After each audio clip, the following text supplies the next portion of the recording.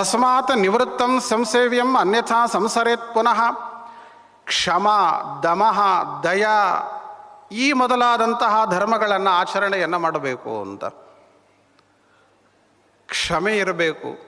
ಇದು ಕ್ಷಮೆ ಅಂತನ್ನುವುದು ಮಹಾಭಾರತದಲ್ಲಿ ತುಂಬ ವಿಸ್ತಾರವಾಗಿ ಚರ್ಚೆಯನ್ನು ಮಾಡಿದ್ದಾರೆ. ಕೆಲವೊಮ್ಮೆ ಧರ್ಮ ಆಗುತ್ತೆ, ಕೆಲವೊಮ್ಮೆ ಅಧರ್ಮ ಆಗುತ್ತೆ ಕ್ಷಮ ಅನ್ನುವುದು. ಸಜ್ಜನರ ಮೇಲೆ ಕ್ಷಮೆಯನ್ನು ತೋರಿದರೆ ಅದು ಧರ್ಮ ಆಗುತ್ತೆ, ದುಷ್ಟರ ಮೇಲೆ ಕ್ಷಮೆಯನ್ನು ತೋರಿದರೆ ಅದು ಅಧರ್ಮ ಆಗುತ್ತೆ.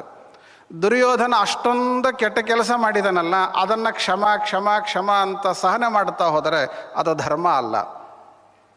ಯಾವಾಗ ಯಾವುದು ಧರ್ಮ ಆಗುತ್ತೆ ಅಧರ್ಮ ಆಗುತ್ತೆ ನೋಡಿ ತಿಳಿದು ಆಚರಣೆಯನ್ನು ಮಾಡಬೇಕು. ಇಂದ್ರಿಯ ನಿಗ್ರಹ ಸಾಧಕನಿಗೆ ಬಹಳ ದೊಡ್ಡದಾದಂತಹ ಒಂದು ಸಾಧನೆ ಧರ್ಮ ಅಂತಾರೆ. ದಮಃ, ದಯಾ ಇವೆಲ್ಲ ಶ್ರೇಷ್ಠ ಧರ್ಮಗಳು. ಇಂದ್ರಿಯ ನಿಗ್ರಹ ಬೇಕು. ಸ್ವಾರಸ್ಯ ಏನು ಗೊತ್ತಾ? ಜ್ಞಾನ ಎಲ್ಲದಕ್ಕಿಂತಲೂ ಶ್ರೇಷ್ಠ, ಎಲ್ಲದಕ್ಕಿಂತಲೂ ಶ್ರೇಷ್ಠ.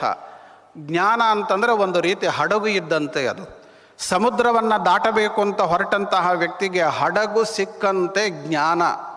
ಸಂಸಾರ ಎಂಬ ಸಾಗರವನ್ನು ದಾಟಬೇಕು ಅಂತ ಹೊರಟವನಿಗೆ ಜ್ಞಾನ ಸಿಕ್ಕರೆ ಆ ಹಡಗು ಸಿಕ್ಕಂತೆ. ಆದರೆ ಮಧ್ಯದಲ್ಲೇನಾದರೂ ಅವಘಡಗಳು ಸಂಭವಿಸಿದರೆ, ಭಾರೀ ಬಿರುಗಾಳಿ ಉಂಟಾದರೆ, ಇನ್ನಾಗಬಾರದ್ದೇನಾದರೂ ಆದರೆ, ಆ ಹಡಗಿಗೆ ಭಾರೀ ದೊಡ್ಡ ಗಾತ್ರದ ರಂಧ್ರ ಏನಾದರೂ ಆದರೆ, ಯಾವ ಹಡಗು ದಾಟಿಸಬೇಕಾಗಿತ್ತೋ ಅದೇ ಹಡಗು ನಮ್ಮನ್ನು ಮುಳುಗಿಸಿಬಿಡುತ್ತೆ. ಹಾಗೆ ಜ್ಞಾನ ಎಂಬ ನೌಕೆಗೆ ಇಂದ್ರಿಯ ನಿಗ್ರಹದ ಸಹಾಯ ಇರಬೇಕು.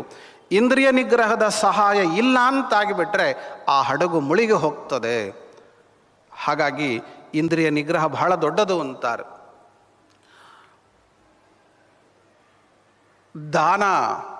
ದಾನದ ಬಗ್ಗೆ ಹೇಳ್ತಾರೆ.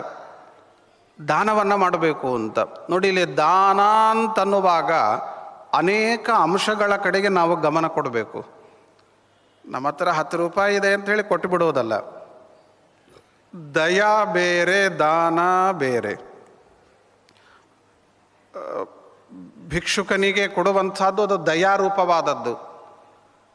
ಯೋಗ್ಯವಾದಂತಹ ವ್ಯಕ್ತಿಗೆ ವೇದಾಂತಗಳನ್ನು ಅಧ್ಯಯನ ಮಾಡಿ ಸದಾಚಾರದಲ್ಲಿ ನಿಷ್ಠನಾಗಿ ಇರುವ ವ್ಯಕ್ತಿಗೆ ಕೊಡುವಂಥದ್ದು ಅದು ದಾನರೂಪವಾದದ್ದು.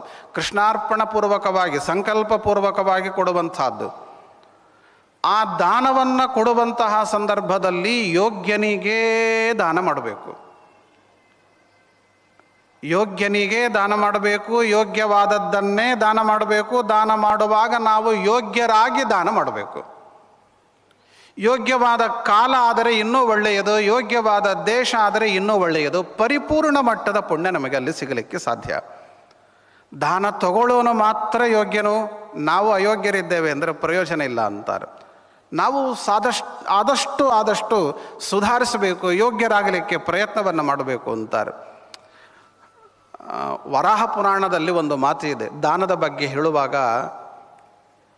ವರಾಹ ಪುರಾಣದಲ್ಲಿ ಹೇಳ್ತಾರೆ, ಚಾತುರ್ಮಾಸ್ಯ ಮಹಾತ್ಮ್ಯದಲ್ಲಿ ವರಾಹ ಪುರಾಣ ಅಂತರ್ಗತವಾಗಿ ಇದೆ. ದಾನ ಎಂತಹವರಿಗೆ ಕೊಡಬೇಕು ಅಂದರೆ ದೃಷ್ಟಾಂತ ಕೊಟ್ಟು ಹೇಳುತ್ತೆ. ಒಂದು ಹಸು ಇದೆ. ಆ ಹಸುವಿಗೆ ನಾವು ಹುಲ್ಲನ್ನು ಕೊಡುತ್ತೇವೆ. ಹಸುವಿಗೆ ಹುಲ್ಲನ್ನು ಕೊಟ್ಟರೆ ಅದು ನಮಗೇನು ಕೊಟ್ಟಿತು? ಹಾಲನ್ನು ಕೊಟ್ಟಿತು. ಅಮೃತದಂತಹ ಹಾಲನ್ನು ಕೊಟ್ಟಿತು. ನಾವು ಕೊಟ್ಟದ್ದು ಅಲ್ಪ ಪ್ರಮಾಣದ ಅಲ್ಪ ಬೆಲೆಯ ಹುಲ್ಲನ್ನು ಕೊಟ್ಟರೆ ಅದು ಭಾರೀ ಬೆಲೆಯ ಹಾಲನ್ನು, ಅಮೃತದಂತೆ ಇರುವ ಹಾಲನ್ನು ಕೊಟ್ಟಿತು. ಅದೇ ಅಮೃತದಂತೆ ಇರುವಂತಹ ಹಾಲನ್ನು ಒಂದು ಸರ್ಪಕ್ಕೆ ಕೊಟ್ಟರೆ ಆ ಸರ್ಪ ನಮಗೆ ವಿಷವನ್ನು ಕೊಡುತ್ತದೆ. ಕೊಡುವುದು ಅನ್ನುವುದು ಇದೆ, ಎರಡು ಕಡೆಗೂ ಇದೆ. ಸರ್ಪಕ್ಕೂ ಕೊಡುವುದು ಇದೆ, ಹಸುವಿಗೂ ಕೊಡುವುದು ಇದೆ. ಕೊಡುವುದು ಮಹತ್ವದ್ದಲ್ಲ, ಯಾವುದಕ್ಕೆ ಕೊಟ್ಟೆವು ಅನ್ನುವುದು ಮಹತ್ವದ್ದು. ಸರ್ಪದಂತೆ ಇರುವ ಜನಕ್ಕೆ ಕೊಡುವುದಲ್ಲ, ಹಸುವಿನಂತೆ ಇರುವ ಜನಕ್ಕೆ ಕೊಡುವುದು ಅಂತ. ಹಾಗಾಗಿ ದಾನ ಕೊಡುವಾಗ ಎಚ್ಚರದಿಂದ ದಾನವನ್ನು ಮಾಡುವಂತಾರೆ. ದಾನಂ ಅಲೋಭ, ಲೋಭ ಇಲ್ಲದೇ ಇರುವಿಕೆ. ಲೋಭ ಇದೆ ನೋಡಿ. ಏನು ಲೋಭ ಅಂದರೆ ಏನು ಗೊತ್ತೇನು? ಯೋಗ್ಯನಾದ ಒಬ್ಬ ವ್ಯಕ್ತಿ ತನಗೇನೋ ಒಂದು ವಸ್ತುವಿನ ಅವಶ್ಯಕತೆ ಇದೆ, ಅದನ್ನು ಬಯಸಿ ನಮ್ಮ ಬಳಿಗೆ ಬಂದಿದ್ದಾನೆ. ನಮಗೆ ಅವನ ಬಯಕೆಯನ್ನು ಪೂರ್ಣ ಮಾಡುವ, ಅವನಿಗೆ ಬೇಕಾದ ವಸ್ತುವನ್ನು ಕೊಡುವ ಶಕ್ತಿ ನಮಗೆ ಇದೆ. ನಮಗೆ ಇದ್ರೂ ಕೊಡದೆ ಹೋದರೆ, ಕೊಟ್ಬಿಟ್ರೆ ಇಲ್ಲಿ ನಮಗಿಲ್ಲ ಅಂತಾಗುತ್ತೋ ಏನೋ ಅನ್ನುವ ಆಲೋಚನೆಯಿಂದ ಕೊಡದೇ ಇದ್ದರೆ ಅದನ್ನು ಲೋಭ ಅಂತ ಕರೀತಾರೆ. ಈ ಲೋಭ ಅನ್ನುವುದು ನಮ್ಮ ಹತ್ರ ಕೊಡಲಿಕ್ಕೇ ಇಲ್ಲ ಅಂತಂದರೆ ಅದು ಏನು ದೋಷ ಇಲ್ಲ. ಇದ್ರೂ ಕೊಡದೇ ಇದ್ದರೆ, ಮೂರು ಇಟ್ಟುಕೊಂಡಿರ್ತೇವೆ, ನಾಲ್ಕು ಇಟ್ಟುಕೊಂಡಿರ್ತೇವೆ, ಏನೋ ಒಬ್ಬ ಬಂದು ಕೇಳ್ತಾನೆ, ಅದನ್ನು ಕೊಟ್ಬಿಡಪ್ಪ, ನಿನ್ನ ಹತ್ರ 4 ಇದೆ, ನನಗೆ 1 ಕೊಟ್ಟುಬಿಡು. ಇಲ್ಲ ಕೊಡೋದಿಲ್ಲ. ಹಾಗೇನಾದರೂ ಕೊಡದೆ ಹೋದರೆ, ಒಳ್ಳೆಯವನು ಬಂದು ಕೇಳಿದಾಗ ಕೊಡದೆ ಹೋದರೆ ಅದು ಲೋಭ, ದೋಷ ಅಂತಾರೆ. ಅದು ದೋಷ ಎಷ್ಟರ ಮಟ್ಟಿಗೆ ದೋಷ ಗೊತ್ತೇನದು? ನಾವು ಉಳಿದ ಗುಣಗಳನ್ನು ಹೊಂದಿದ್ದರೂ, ಉಳಿದ ಧರ್ಮಗಳನ್ನು ನಾವು ಮಾಡಿದ್ದರೂ ಆ ಲೋಭ ತನ್ನ ಪ್ರಭಾವವನ್ನು ಬೀರದೇ ಇರುವುದಿಲ್ಲ. ಅದು ಆ ಲೋಭ ಎಷ್ಟರ ಮಟ್ಟಿಗೆ ಪ್ರಭಾವವನ್ನು ಬೀರುತ್ತೆ ಅಂದರೆ, ಎಷ್ಟೇ ನಾವು ಮೇಲ್ಮಟ್ಟದ ವ್ಯಕ್ತಿಯಾಗಿದ್ದರೂ ನಮಗದು ಪ್ರಭಾವವನ್ನು ಬೀರುತ್ತೆ. ಜನ್ಮಾಂತರದಲ್ಲಿ ಕನಿಷ್ಠ ಜನ್ಮವನ್ನು ಪಡೆಯುವ ಪ್ರಸಂಗ ಬರುತ್ತೆ. ಈ 10ನೇ ಅಧ್ಯಾಯದ ನಿರ್ಣಯದಲ್ಲಿ ಆಚಾರ್ಯರು ಹೇಳುತ್ತಾರೆ, ವೇದವ್ಯಾಸ ದೇವರ ದಾರಿಯಲ್ಲಿ ಹೊರಟಿದ್ದರಂತೆ, ಬೀದಿಯಲ್ಲಿ ಅವರಿಗೆ ಒಂದು ಹುಳು ಕ್ರಿಮಿ ಕಂಡಿತಂತೆ. ಆ ಕ್ರಿಮಿಯನ್ನು ನೋಡಿ ವೇದವ್ಯಾಸ ದೇವರು ಮಾತಾಡಿಸ್ತಾರೆ.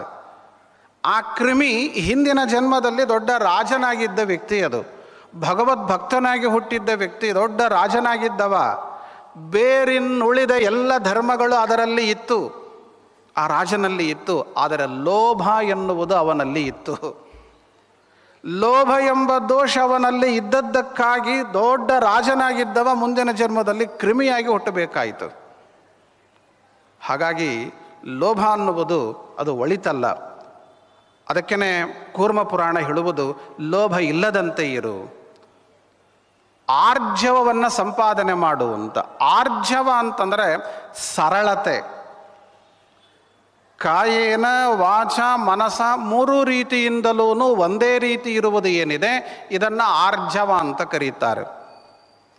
ಮನಸ್ಸಿನಲ್ಲಿ ಏನು ಯೋಚನೆ ಮಾಡುತ್ತೇವೋ ಅದನ್ನೇ ಬಾಯಿಂದ ಹೇಳಬೇಕು, ಬಾಯಿಂದ ಹೇಳಿದ್ದನ್ನೇ ಮಾಡಿ ತೋರಿಸ್ಬೇಕು. ಇದನ್ನು ಆರ್ಜವ ಅಂತ ಕರೀತಾರೆ. ಹಾಗೆ ಅಂತ ಕಳ್ತನ ಮಾಡಬೇಕು ಅಂತ ಮನಸ್ಸಿನಲ್ಲಿ ಯೋಚನೆ ಮಾಡಿ ಅದನ್ನೇ ಬಾಯಲ್ಲಿ ಹೇಳಿ ಅದನ್ನೇ ಮಾಡಿದರೆ ಹಾಗಲ್ಲ. ಏನು ಮಾಡಬೇಕು ಅಂತ ಶಾಸ್ತ್ರ ಹೇಳಿದೆಯೋ ಅದನ್ನೇ ಮನಸ್ಸಿನಲ್ಲಿ ಯೋಚನೆ ಮಾಡಿ ಅದನ್ನೇ ಬಾಯಲ್ಲಿ ಹೇಳಿ ಅದನ್ನೇ ಮಾಡಬೇಕು. ಇದನ್ನು ಆರ್ಜವ ಅಂತ ಕರೀತಾರೆ. ಮನಸ್ಸಿನಲ್ಲಿ ಯೋಚನೆಯೇ ಒಂದು, ಬಾಯಲ್ಲಿ ಹೇಳುವುದೇ ಮತ್ತೊಂದು, ಮಾಡುವುದೇ ಇನ್ನೊಂದು ಅಂತಾದರೆ ಅದು ಆರ್ಜವ ಅಲ್ಲ, ಅದು ಅನಾರ್ಜವ ಅಂತ ಕರೀತಾರೆ. ಇಂತಹ ಸರ್ವ ಜನಕ್ಕೆ ಸಂಬಂಧಪಟ್ಟ ಧರ್ಮಗಳನ್ನು ದೇವರು ಇಲ್ಲಿ ತಿಳಿಸ್ತಾ ಹೋಗ್ತಾ ಇದ್ದಾನೆ. ತೀರ್ಥಾನುಸರಣಂ, ತೀರ್ಥಯಾತ್ರೆಯನ್ನು ಮಾಡುವುದು. ತೀರ್ಥ ಅಂತನ್ನುವುದಕ್ಕೆ ಮತ್ತೊಂದು ಅರ್ಥ, ತೀರ್ಥ ಅಂತಂದರೆ ತಂದೆ ತಾಯಿಗಳು, ಅವರಿಗೂ ತೀರ್ಥರು ಅಂತಾರೆ. ತೀರ್ಥಗಳನ್ನು ಅನುಸರಣೆ ಮಾಡಿ ಹೋಗುವುದು, ತೀರ್ಥಯಾತ್ರೆ ಮಾಡುವುದು ಒಂದು ವಿಧವಾದ ತೀರ್ಥ ಅನುಸರಣೆ ಆದರೆ, ಮತ್ತೊಂದು ವಿಧವಾದ ತೀರ್ಥಾನುಸರಣ. ಅನುಸರಣ ಅಂದರೆ ಅನುಸರಿಸಿ ಹೋಗುವುದು. ತೀರ್ಥರು ತೀರ್ಥರೂಪರು ಅಂತಾರೆ. ತಂದೆಯನ್ನು ಕರೆಯುವಾಗ ನಿಮ್ಮ ತೀರ್ಥರೂಪರು ಎಲ್ಲಿ ಹೇಳುವುದೇ ಇದೆ. ಇವತ್ತು ಅನೇಕ ಕಡೆಗೆ ಹಿರಿಯರು ಆಡುವುದನ್ನು ನಾವು ಕಾಣುತ್ತೇವೆ ಪ್ರಾಂತೀಯವಾಗಿ. ತೀರ್ಥರೂಪರು ಅಂದರೆ ತಂದೆ ತಾಯಿ, ಇವರನ್ನೆಲ್ಲ ತೀರ್ಥರು ಅಂತ ಕರೆಯುತ್ತಾರೆ. ತೀರ್ಥಾನುಸರಣಂ, ತಂದೆ ತಾಯಿಗಳನ್ನು ಅನುಸರಿಸಿ ಜೀವನವನ್ನು ಮಾಡುವುದು, ಇದು ತೀರ್ಥಾನುಸರಣ ಅಂತ. ಅಥವಾ ಮತ್ತೊಂದು ತೀರ್ಥ ಅಂದರೆ ಶಾಸ್ತ್ರ. ಜಯತೀರ್ಥರು, ಜಯಪ್ರದವಾದ ತೀರ್ಥ ಅಂದರೆ ಶಾಸ್ತ್ರ, ಉತ್ತಮವಾದ ಶಾಸ್ತ್ರವನ್ನು ಅನುಸರಿಸಿ ಜೀವನ ಮಾಡುವುದು. ಅಥವಾ ತೀರ್ಥರು ಅಂತಂದರೆ ಜಯತೀರ್ಥರಂತಹ ಯತಿಗಳು, ಜ್ಞಾನಿಗಳು. ಆ ಜ್ಞಾನಿಗಳ ಯತಿಗಳ ಪರಂಪರೆಯನ್ನು ಅನುಸರಿಸಿ ಜೀವನವನ್ನು ಮಾಡುವಂಥದ್ದು, ಅದು ಕೂಡ ತೀರ್ಥಾನುಸರಣೆ ಅಂತ ಚಿಂತನೆಯನ್ನು ಮಾಡುವುದರಲ್ಲಿ ಏನೂ ತಪ್ಪಿಲ್ಲ. ಈ ರೀತಿಯಲ್ಲಿ ನಾನಾ ವಿಧವಾದಂತಹ ಧರ್ಮಗಳನ್ನು ತಿಳಿಸ್ತಾ ಬಂದಿದ್ದಾರೆ. ಇಲ್ಲಿ ಮುಂದೆ 4